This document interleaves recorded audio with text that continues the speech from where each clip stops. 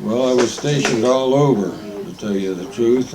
Went overboard at Manila, went down to Manila, They were getting close to Millie. and went down in through Millie and her mother had a. Tan, Crigador, What's her name? up the other side, Legate Gulf, so on and so forth. We was preparing for the invasion of Japan. We had our sister company was coming from Europe. They joined forces. Now, the men that were eligible to go home from the European theater got to go home, but some of them were sent over to us that didn't have the service. So they just couldn't get over just how bad it really was there. They thought they was in paradise and we were in hell. That's the way they described it. We got all prepared, we got all our equipment renewed and everything, all refinished and so on and so forth. We boarded a big LSD. We put all our equipment on board. I was the one that had to inspect everything that was slashed down for safe travel. It wouldn't rock and roll. That evening before we sailed, You got bugs in your pants. Could be. I took the commanding officer. I was to pick up the commanding officer and take him down to the beach aboard the ship. Going down there was going pretty well in the Jeep. There's a ring off that yellow I thing. went over the loop. He flew up and I flew down.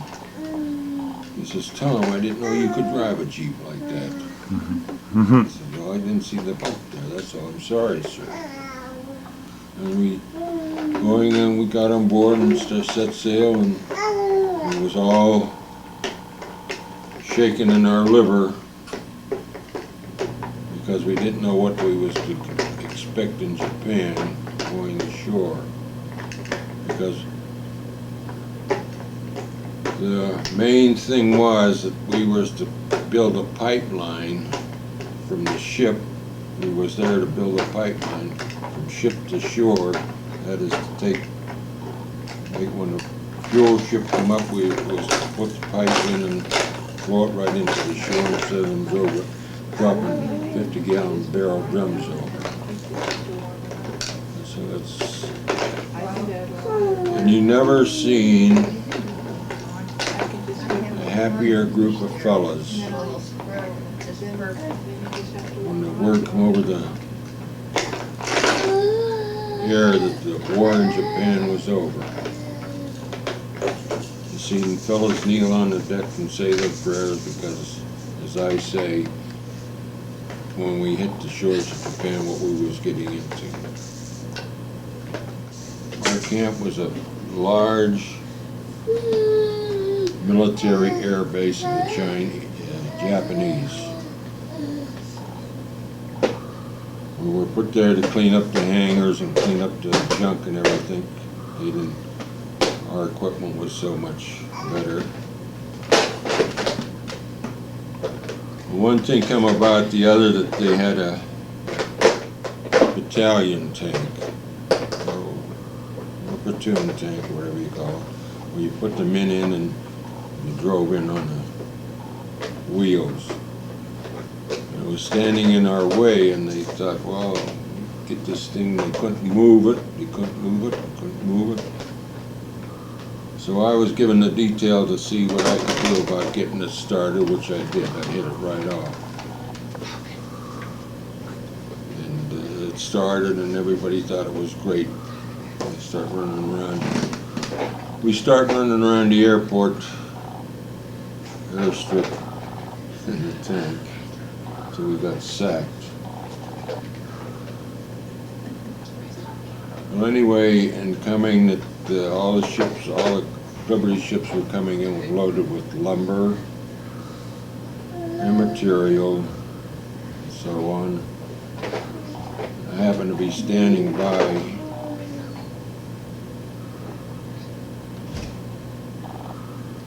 one fellow that was unloading 100 bags of rice. One Japanese was trying to escape,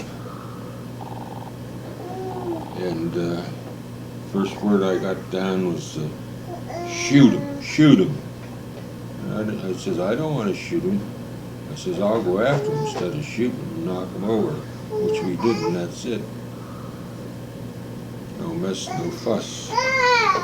He just wasn't putting the detail anymore to help, provide for the poor of his family. So I got another fellow there that he took great interest in me, and I gave him a lot of things to do, and he thought it was just great. He was just so happy to be doing something. And the day that I got word that I was to leave, to come home, I told him about it. I had a Japanese interpreter.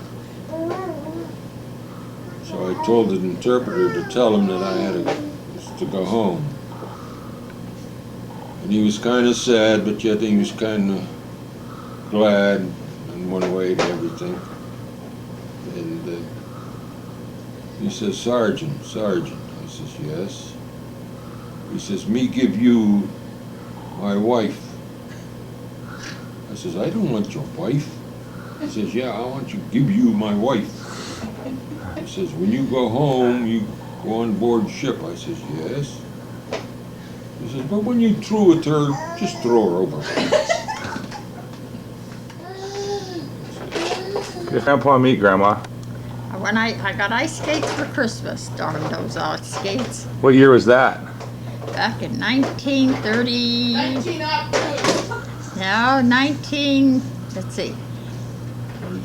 37. Christmas of 37, I got ice skates. So I went down to Lincoln Park. Pool. They didn't have a pool, they had like a pond. And I went ice skating. I'd never skated before. So I was trying to skate, and he come along and wanted to teach me, and I didn't want no part of him. I told him no.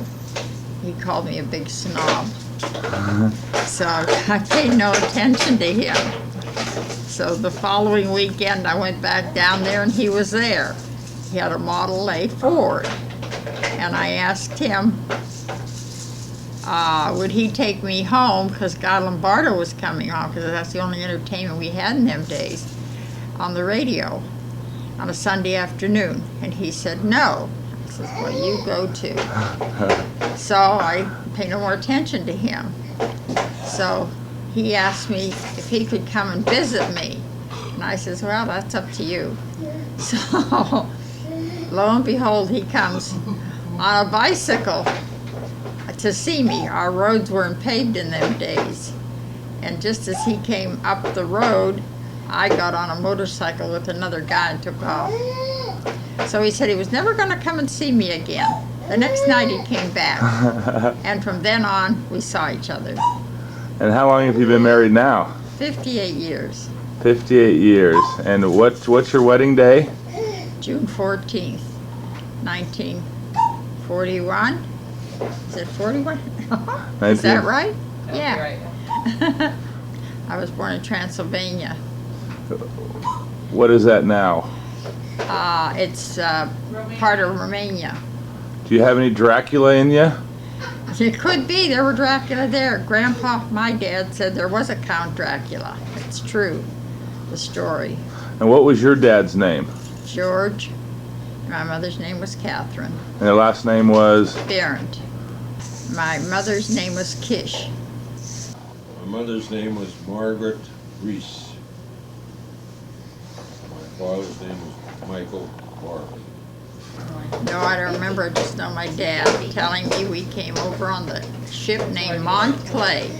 Come into Ellis Island. From Ellis Island, we come into Youngstown and settled down in Oak Park.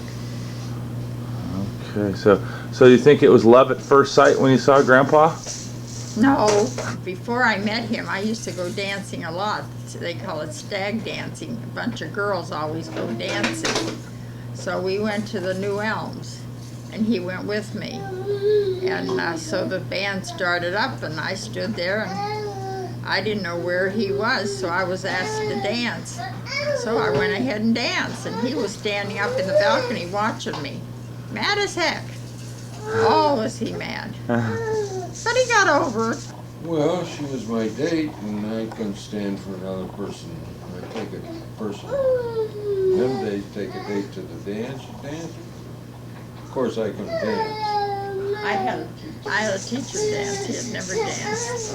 Really? Did he pick up pretty fast? Did real good. Fast learner?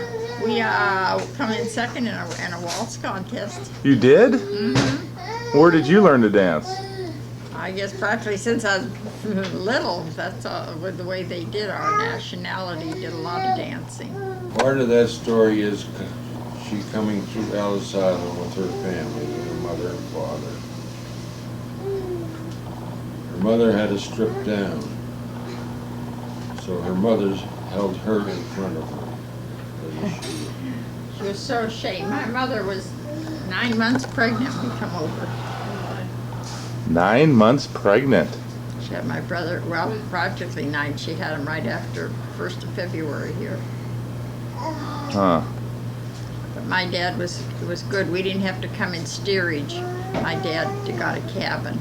Oh, We really? were one of the lucky ones.